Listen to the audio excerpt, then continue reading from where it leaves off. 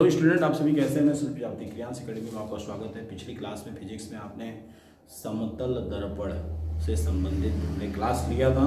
आप समझ भी चुके होंगे अच्छी तरह से, कोई दिक्कत नहीं आई होगी।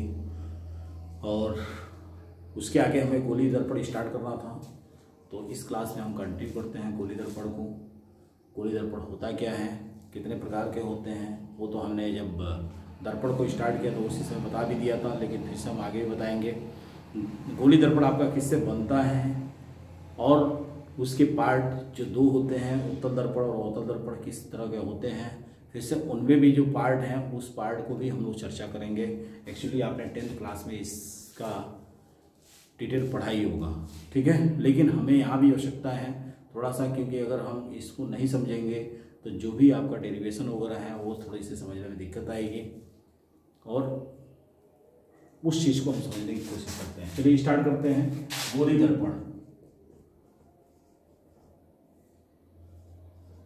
गोली दर्पण यानी स्फेरिकल मिरर,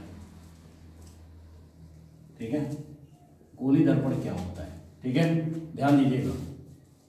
गोली दर्पण, गोली दर्पण बेसिकली क्या है, ये कांच के खोखले गोले को काट के बना होता है। पहले थोड़ा सा उससे पहले हम बात कर लें। गोली दर्पण आपके दो प्रकार के होते हैं। पहला होता है आपका उत्तल दर्पण और दूसरा होता है आपका अवतल दर्पण, ठीक है। उत्तल दर्पण और अवतल दर्पण, ठीक है। अब जो दर्पण है यानी गोली दर्पण, ये कांच के खोखले गोले को काट के बना होता है और उसी को हम कहते हैं गोली दर्पण। और जब वो काट के बनता है तो दो हिस्सों में बढ़ जाता है, यानी हिस्सा उसके तीन होते हैं, बीच वाले हिस्से को अलग कर देते हैं और दो साइड के जो हिस्से होते हैं उस साइड में, एक साइड में उत्तल दर्पण होता है, दूसरे साइड में क्या होता है, अवतल दर्पण होता है, और उन्हीं को हम क्या कहते हैं, गोली दर्पण। जैसे समझो ये आपका क्या है, कांच का खोखला गोला है और इस कांच के खोखले गोले को हमने क्या किया है,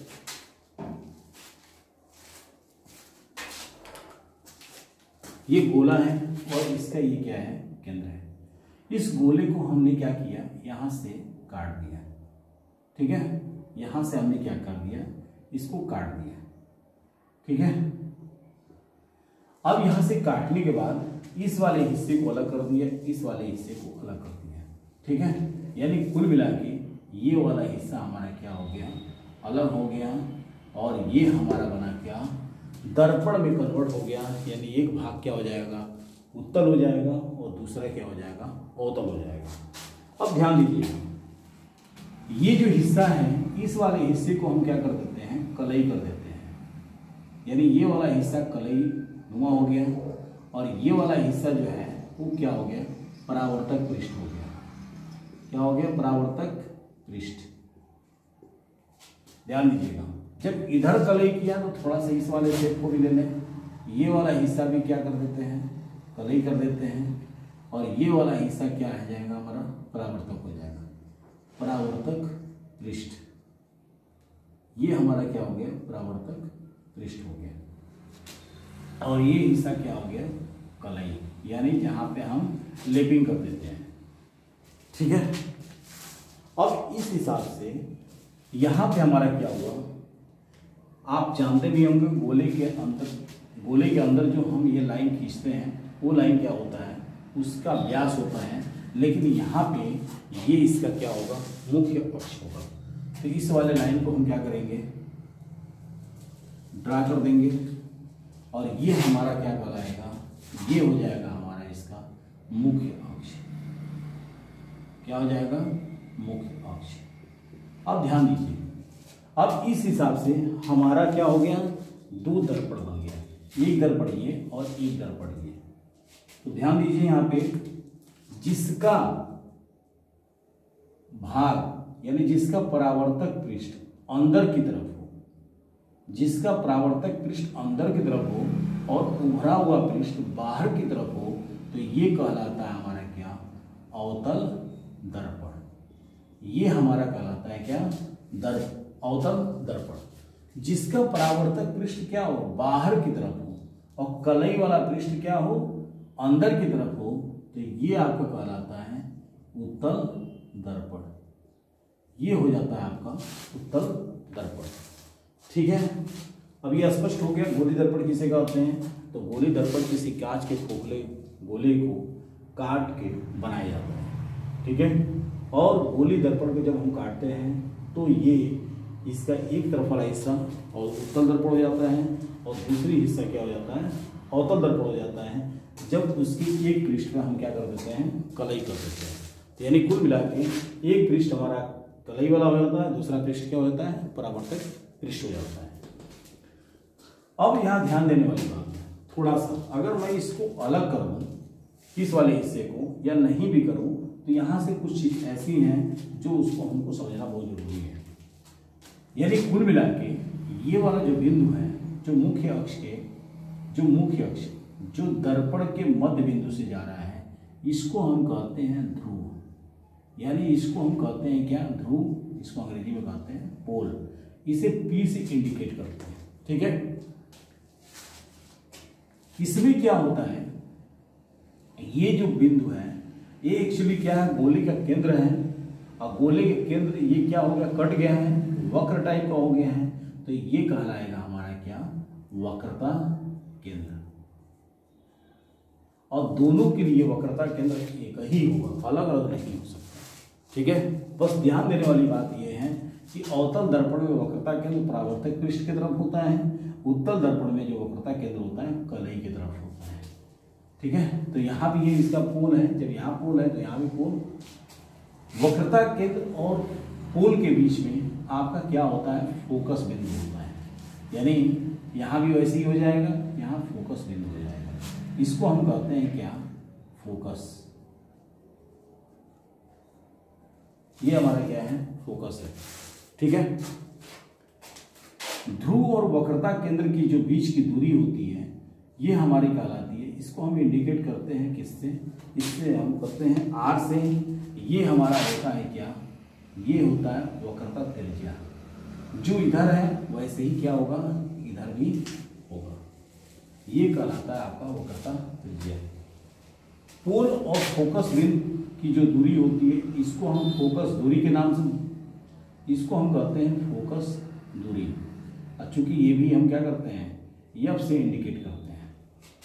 ठीक है, तो जितना ये होता है उतना ही ये होता है, चूंकि R 2F के बराबर होता है। 2F यानी फोकस दूरी के बराबर वक्रता त्रिज्या होती है। ठीक है, यानी जो चीज आपका इधर है वही चीज इधर भी है। तो चलिए एक एक करके थोड़ा सा एक दर्पण को बाहर कर लेते हैं और एक एक करके एक पार्ट को समझते हैं क्या है। ठीक है, चलिए यहाँ बनाते हैं। इस वाले अवतल दर्पण को ले लेते हैं। चलो,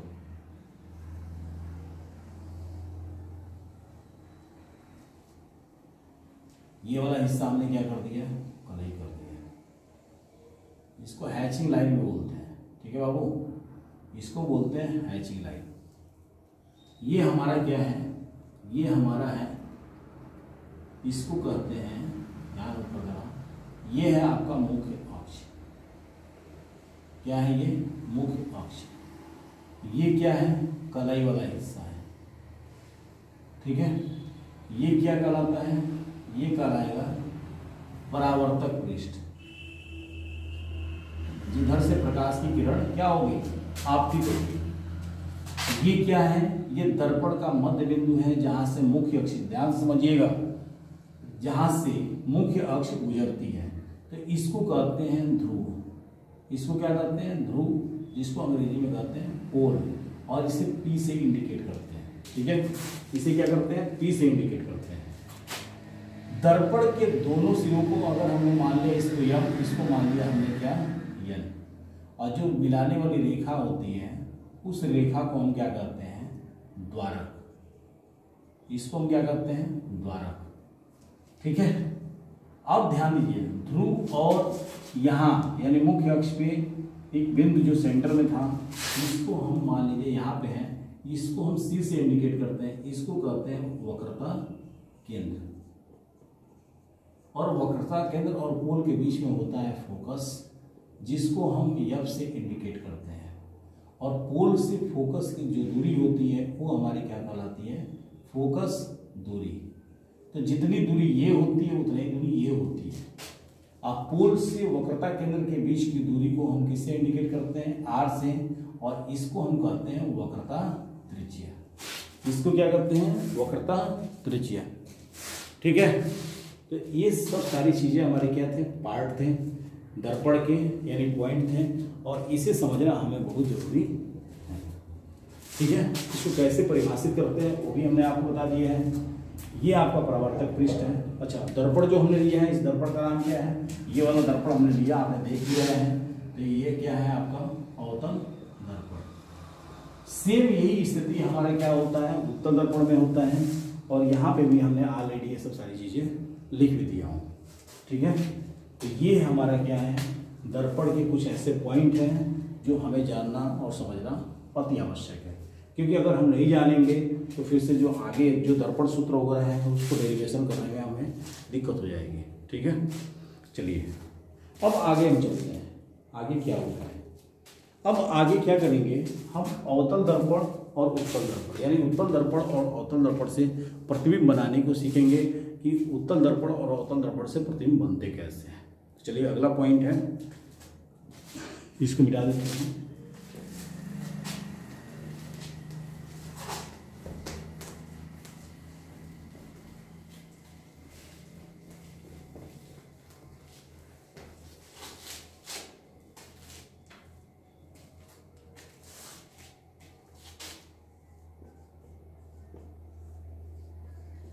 उत्तल दर्पण तथा अवतल दर्पण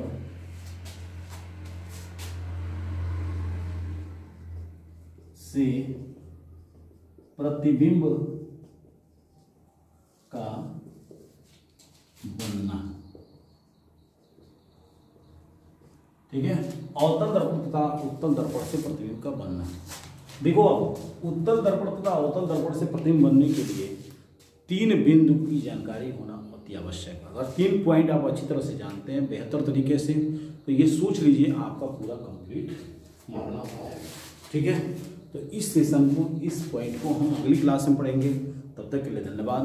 और पिछली क्लास यानी जो अभी हम क्लास ओवर कर रहे हैं, इस क्लास को भी आप बिल्कुल ध्यान से अच्छी तरीके से बारीकी से समझ लीजिएगा, और फिर से हम उसको अगली क्लास में चर्चा करेंगे। ठीक है, मिलते हैं, तब तक के लिए धन्यवाद।